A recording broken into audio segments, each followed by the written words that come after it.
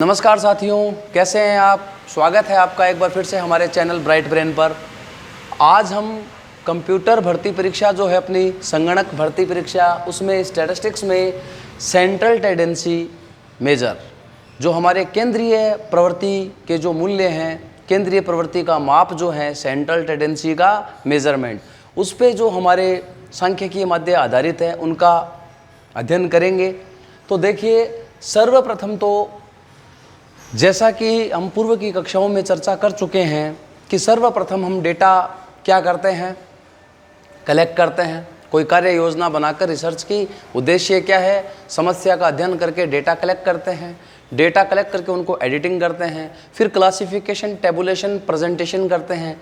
अब चूंकि इनसे भी सारी विशेषताओं का अध्ययन नहीं होता, सांख्यिकी समंक बहुत बड़ी मात्रा में है, हम एनालिसिस जो हमारा है, विश्लेषण विधियों का उपयोग कर कर उनको संक्षेपण में या उनका मतलब यूँ कहें समरी तैयार करते हैं, ताकि डेटा कम से कम रिलेटिव डेटा और उनसे हमारा रिजल्ट जो है वो जल्दी समझ में आए।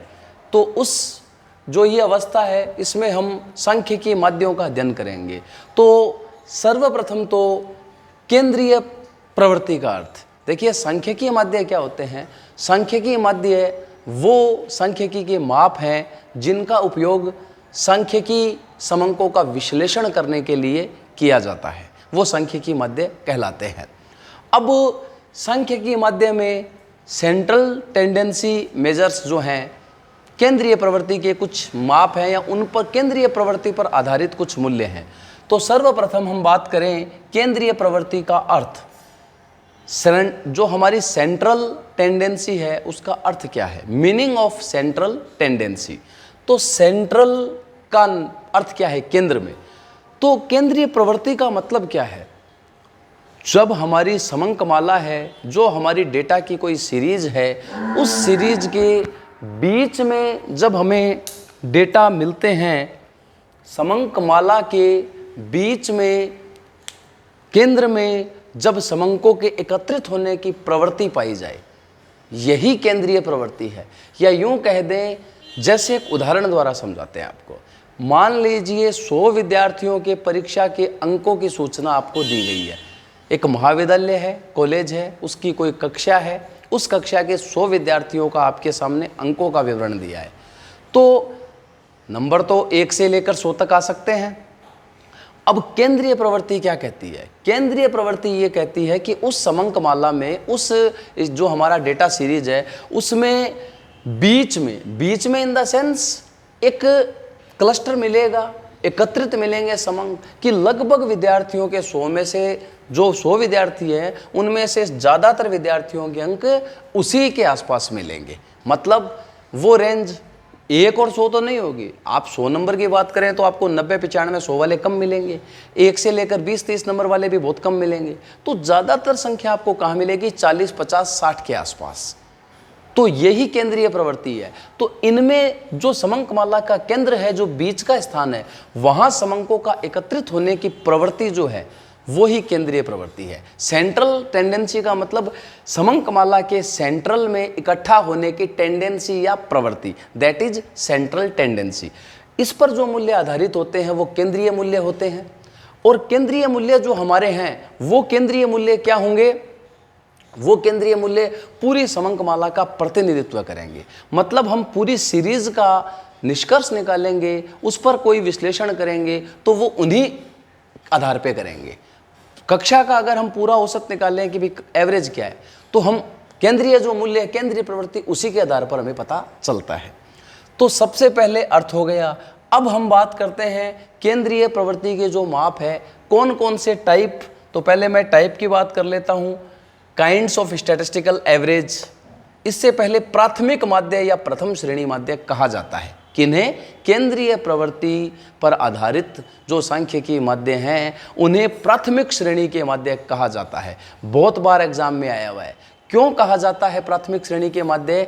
क्योंकि वो जो आपको समंक दिए जाते हैं समंकमाला में, उनसे सीधे निकाले जाते हैं। चाहे बहुलक हो, माध्यिका हो, या समांतर माध्य हो, या फिर हरात्मक गुणोत्तर माध्य हो, कोई से भी माध्य हो, ये हमारे किससे निकाले जाते हैं? जो हमें डेटा दिया हुआ है, फ्रीक्वेंसी दी गई है, जो हमें मूल्य दिए गए हैं उनसे सीधे निकलते हैं, पहली बार यही निकलते हैं।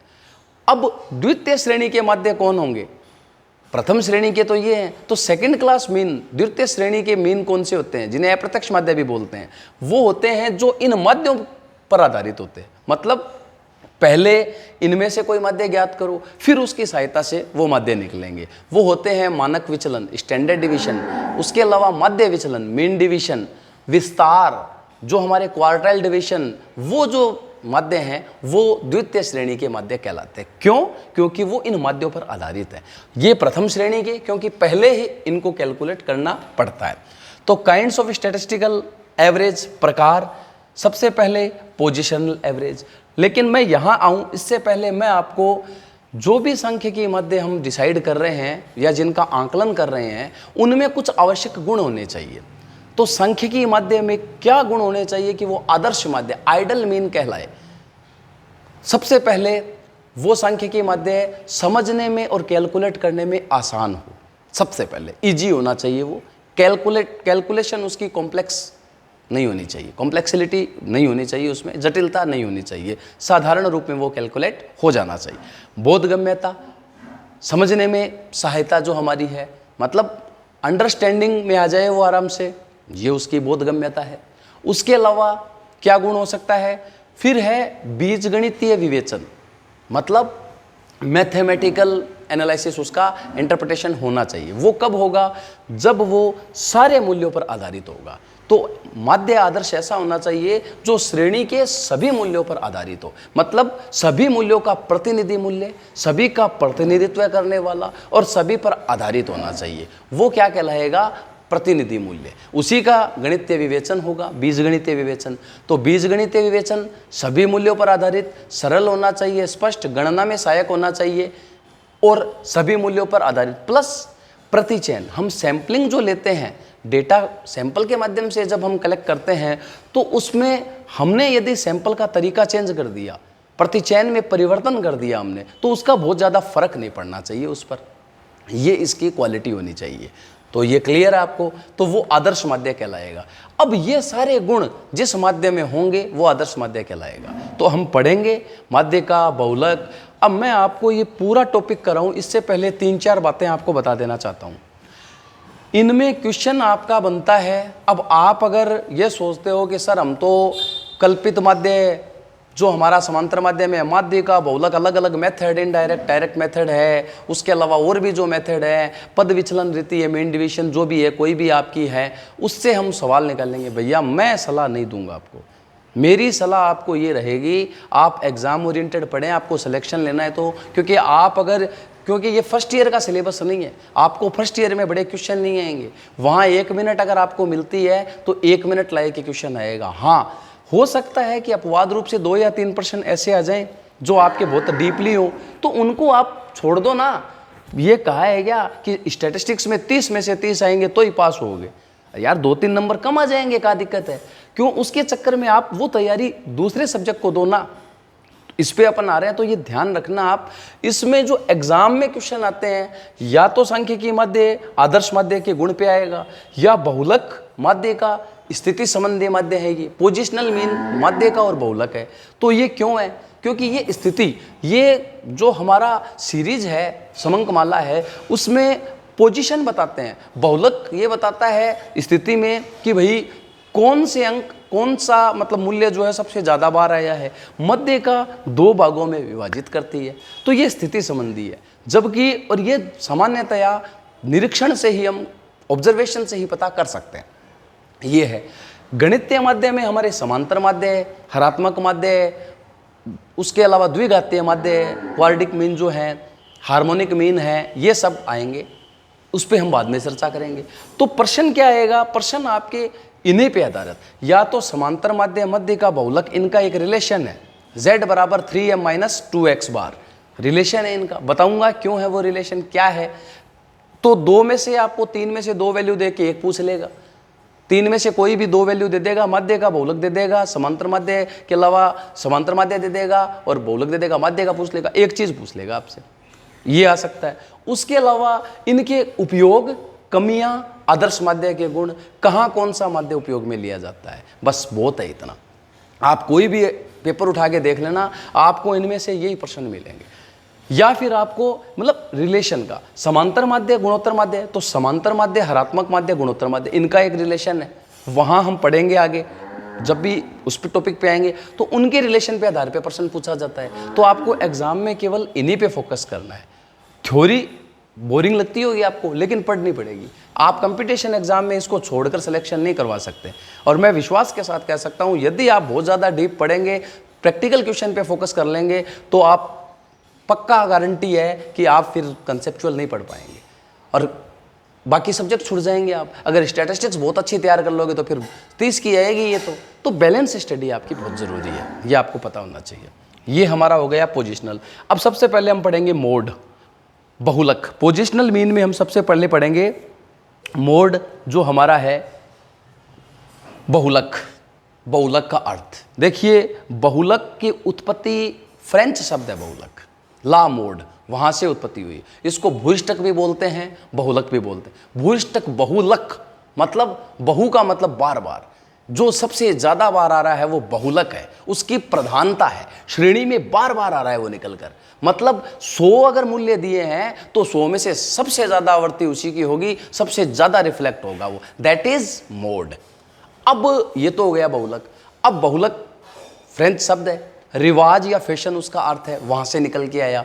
गणना विधि, व्यक्तिगत श्रेणी दी है, खंडित दी है, अखंडित दी है।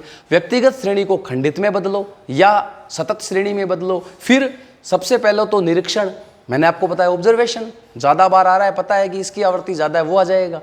यदि सतत श्रेणी है, अखंडित श्रेणी, तो वहाँ हम ग्रुपिंग समूहन विधि लगाएंगे। समूहन विधि से फिर फॉर्मूला लगाएंगे, जो हमारी क्लास इंटरवल का पता लग जाएगा कि इस रेंज में आ रहा है मेरा बहुलक। फिर मैं फॉर्मूला लगाऊंगा, फॉर्मूला क्या है वो भी बता दूंगा, लेकिन आप इसको समझें। उसके बाद गणना हो गई, गुण।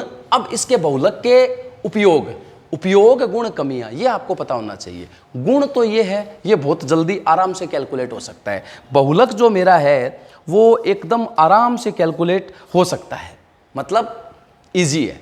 दूसरा, और इसका क्या गुण है, एक तो इजी गणना हो गया इसका, एक ये समंक माला जो मेरी, उसमें जो मेरे अपर और लोअर जो वैल्यू उस पर प्रभावित नहीं होता। मतलब समंक माला में यदि सारे मूल्यों पर आधारित नहीं है, ये जो बीच में जो केंद्र में है उन्हीं पे आधारित है ज़्यादा। तो जो ऊपर के जो मूल्य हैं उनमें अगर कोई परिवर्तन भी कर दे तो इस पर कोई फर्क नहीं पड़ेगा। गणना बहुत सरल है इसकी, ठीक है, ये इसके गुण है। अब कमियाँ, जो इसकी क्वालिटी है वो जो चीज़ नहीं है वो कमियाँ है। नंबर 1, बीजगणितीय विवेचन नहीं करेगा। क्यों? सारे मूल्यों पर आधारित नहीं है, और सारे मूल्यों पर आधारित नहीं है तो प्रतिरूपी मूल्य, हाँ प्रतिरूपी मूल्य है ये, क्योंकि केंद्र में है, सबसे ज़्यादा बार बारंबारता को बताएगा तो प्रतिरूपी तो है। लेकिन अब कमी, बीजगणितीय विवेचन नहीं करेगा, सभी मूल्यों पर आधारित नहीं है, तो फिर प्रॉपर उनका जो हमारा एनालिसिस है वो ये नहीं कर पाएगा। ये इसकी कमियां हो गई। उसके बाद में अगर मैं बात करूं इसमें बहुलक की बहुलक अस्पष्ट और अनिश्चित है। श्रेणी में बहुलक एक से ज़्यादा भी हो सकते हैं। कैसे? मान लीजिए एक श्रेणी में, मान लीजिए 100 बच्चों की मैं बात कर रहा हूँ, उसके अंकों की, तो हो सकता है कि 50 अंक 5 बच्चों के हैं, 50 अंक 5 बच्चों के हैं और 60 अंक भी 5 बच्चों के हैं। तो फिर बहुलक कितना हो गया? 50 भी है और 60 भी है, दोनों बहुलक है मेरे। क्यों? क्योंकि उसकी भी बारंबारता 5, उसकी भी 5, तो वो श्रेणी द्विबहुलक कहलाएगी। हो सकता है 70 अंक भी 5 बच्चों के हो तो वो त्रिबहुलक कहलाएगी। तो अनिश्चित और अस्पष्ट है, ये बहुलक की खासियत है। उसके अलावा फिर इसमें क्या, भ्रामक रिजल्ट भी कई बार ये बिल्कुल ये मान के चलो कि भ्रम पैदा कर देता है, उल्टा, मतलब हम इस पे यूँ विश्वास नहीं कर सकते। कैसे? मान लीजिए आपको 100 आदमियों को डेटा दिए हुए हैं और आपको ये कहते हैं कि 100 में से भाई 5 आदमी हैं, उनकी आए तो 50 रुपये, तो 50 रुपये 5 आदमी की तो बारंबारता 5, लेकिन 95 आदमी हैं, उनकी इनकम अलग अलग है, किसी की 200, किसी की 300, किसी की 1000, किसी की। लेकिन आपने क्या माना? आपने तो 5 बारंबारता देखी, आपने कह दिया कि 50 5 की है ना, और सबसे ज़्यादा बारंबारता 5 है, तो मेरा बहुलक 50, मतलब श्रेणी को प्रतिनिधि। लेकिन गलत। क्यों? क्योंकि उस श्रेणी में 50 रुपये 5 आदमी के हैं, लेकिन वेरिएंस अंतर देखो, 100, 150, 300, 1000 रुपये तक जा रहा है। तो कायदे से तो फिर उस श्रेणी का प्रतिनिधित्व कहाँ कर रहा है? वो प्रतिनिधित्व तो कर ही नहीं रहा है, भ्रामक रिजल्ट दे रहा है। ये भ्रामकता है उसमें। उसके बाद में चरम मूल्यों का न्यूनतम प्रभाव, ये उसका गुण था, मैंने आपको बता दिया। उसके बाद हम बात करें, ये बहुलक हो गया। अब बहुलक ये बहुलक का इनका फॉर्मूला होता है, मैंने आपको बता दिया, z बराबर 3m-2x बार। इसका मतलब क्या हुआ, बहुलक माध्यिका और समांतर माध्य में एक रिलेशन है, माध्यिका के तिगुणे में से, माध्यिका के 3 गुने में से समांतर माध्य का दुगुना घटा दिया जाए तो मेरे पास बहुलक आ जाएगा। अब इसी को मैं अगर उल्टा सुल्टा रख दूंगा तो मैं माध्यिका निकालनी होगी तो माध्यिका भी निकल जाएगी। कैसे निकल जाएगी, ये z इधर आएगा, ये इधर आएगी, बटा में 3 आ जाएगा। अगर माध्य निकालना होगा तो भी निकल जाएगा। गणितीय सूत्र को हम इसको अगर पढ़ा होगा आपने 10वीं क्लास तक कि समीकरण कैसे बनाते हैं, जब बराबर के उधर वाला प्लस होता है, इधर आता है तो माइनस होता है, गुणा होता है तो भाग हो जाता है, उल्टा होता है इनमें। ये चीज़ आपको क्लियर है, ये फॉर्मूला है। अब इसके बाद में हम बात करते हैं कि बहुलक जो मेरा है, इस बहुलक में ये जो z बराबर 3m-2x बार होता क्यों है, फॉर्मूला ये क्यों मानते हैं, क्योंकि हम ऐसा मानते हैं कि सामान्यतया जो बहुलक है एक थोड़ा असममित बंटन होता है, उनमें माध्य का बहुलक और जो समांतर माध्य है इनमें ये एक निश्चित संबंध पाया जाता है। इस वजह से हम इसको काम में लेते हैं। ये कमियां हो गई, उपयोग, इतने इसमें दोष है। अब देखो मैं फिर कह रहा हूँ, मैं इस पर डीप नहीं जा रहा, मैं आपको यहाँ पूरे फॉर्मूले नहीं बताऊंगा, पूरा नहीं बताऊंगा, क्योंकि एग्जाम ओरिएंटेड पढ़ा रहा हूँ मैं, केवल बहुत है इतना आपके लिए। अब आप इन चीज़ों से आप थोड़ा बहुत अध्ययन कर लें, देख लें आप बुक्स में, कैलाशनाथ नागर दी बेस्ट है बीकॉम लेवल की, उसमें से पढ़ लें, या फिर एसबी गुप्ता आती है इंग्लिश मीडियम वाले विद्यार्थियों के लिए, अग्रवाल की भी आती है, इन 3 पुस्तक में से कोई सी से भी पढ़ लेना, बहुत बढ़िया पुस्तकें हैं। उसके बाद हम बात करते हैं उपयोग। चूंकि सबसे ज़्यादा बार जो चीज़ है ये उसको बता रहा है, तो जो चलन में है, प्रचलन की जहाँ बात करें, मुझे अगर जूतों की साइज़ देखनी है कि ऑप्टिमम सबसे ज़्यादा जूते किस साइज़ के बिकते हैं, शर्ट उनमें कॉलर का आकार देखना है सबसे ज़्यादा को, घड़ियाँ हैं उन घड़ियों में कौन सी घड़ी ज़्यादा ट्रेंडी है मुझे पता करना है, तो वो सारी चीज़ें इसमें मुझे देखना है। ये आपको क्लियर है, इतना आपको ठीक है। तो जहाँ कॉलर का आकार, या मतलब एक एवरेज ले रहा हूँ मैं, ये समांतर माध्य का एवरेज नहीं है, मतलब सबसे ज़्यादा बार जो प्रचलन में है, जो फैशन में है, उस चीज़ के लिए मैं बहुलक का उपयोग करूँगा। अब उसके बाद में मैं बात करता हूँ माध्यिका की। माध्यिका क्या होती है, मीडियन। What is median? मध्य का भी स्थिति संबंधी माध्य है। ये पूरी समंकमाला को 2 बराबर भागों में विभाजित करती है। ये समंकमाला 2 बराबर भागों में, बीच में से तोड़ेगी एकदम, आधा इधर आधा इधर, दोनों बराबर। तो मध्य का क्या है, श्रेणी का मध्य मूल्य। मध्य मूल्य वैसे नहीं है ये कि भाई ये नहीं कह सकते आप कि भाई 100 है तो 50 हो गया, नहीं। मध्य मूल्य मतलब एक प्रॉपर अवरोही या आरोही में जचाना पड़ेगा मुझे मूल्यों को, या तो आरोही में असेंडिंग डिसेंडिंग ऑर्डर में जचाओ, उसके बाद बारंबारता सेट करो, फिर फॉर्मूला आ जाएगा मध्यका का n+1/2, n+1/2, ये मीडियन का फॉर्मूला, n+1/2। क्यों? क्योंकि जो मेरी श्रेणी है उसमें 1 जोड़ रहा हूं और 2 का भाग दे रहा हूं, ताकि बीच का मूल्य मेरे पास निकल के आ जाए। लेकिन ये फॉर्मूला यदि आपकी अखंडित श्रेणी है, सतत श्रेणी है, तो फिर मध्य का ये नहीं होगी, फिर मध्य का n+2 ही होगी। यहां n+1/2 की जगह n/2 ही होगी। क्यों?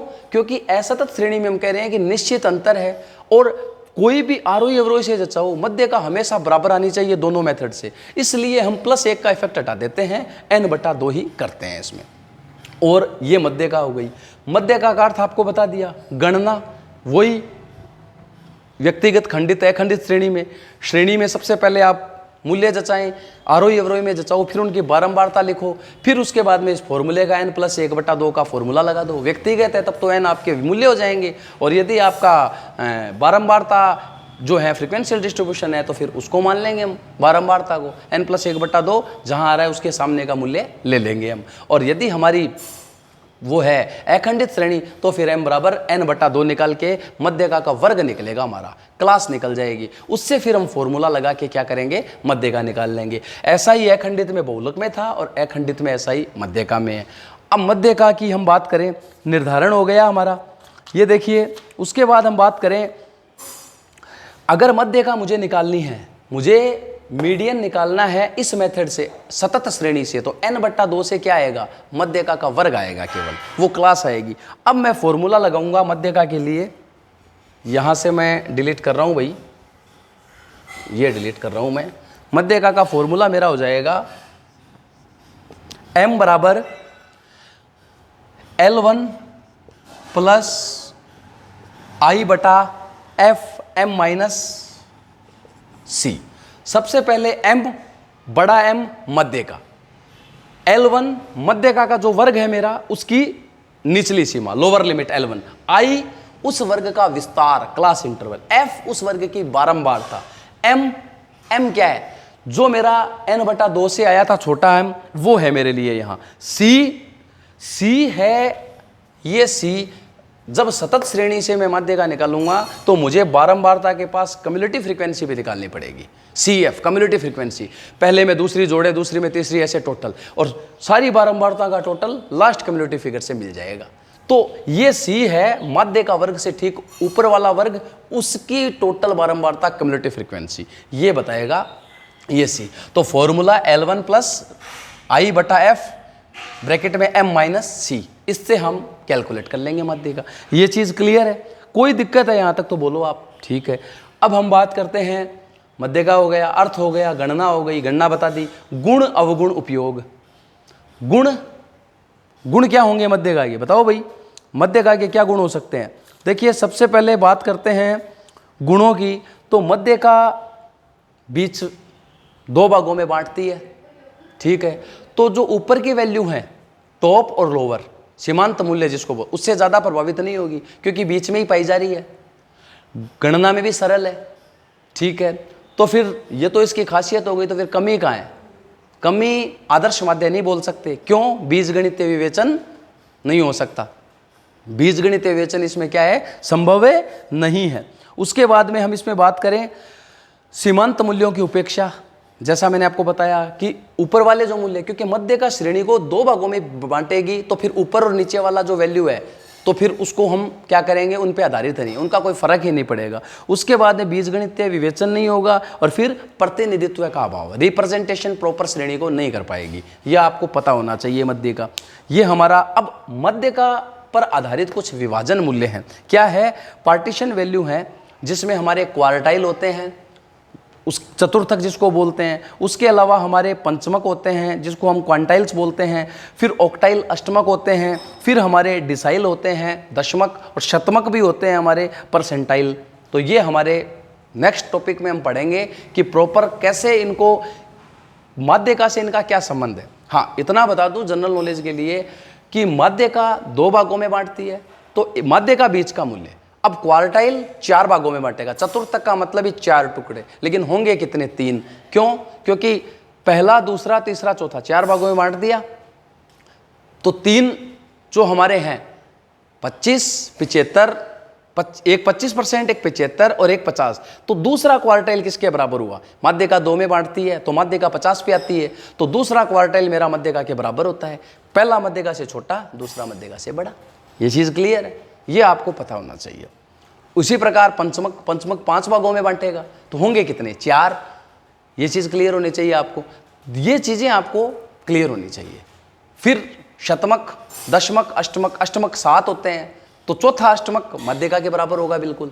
ये आपको पता होना चाहिए। तो ये हमने आज डिस्कस किया। अब एक इंपॉर्टेंट चीज़ और, मध्यका का अर्थ बता दिया, मध्य का गणना बता दिया, गुण अवगुण बता दिया, उपयोग नहीं बताया। मध्यका का मेन उपयोग है जहां मेरे गुणात्मक सर है, मुझे यदि गुणों की कोई बात करनी है, औसत मुझे गुणात्मक आधार पर निकालना है, क्वालिटी के आधार पर, तो मैं मध्यका का ही प्रयोग करूंगा। बौद्धिक स्तर, गरीबी, इन चीज़ों के लिए मैं क्या करूंगा?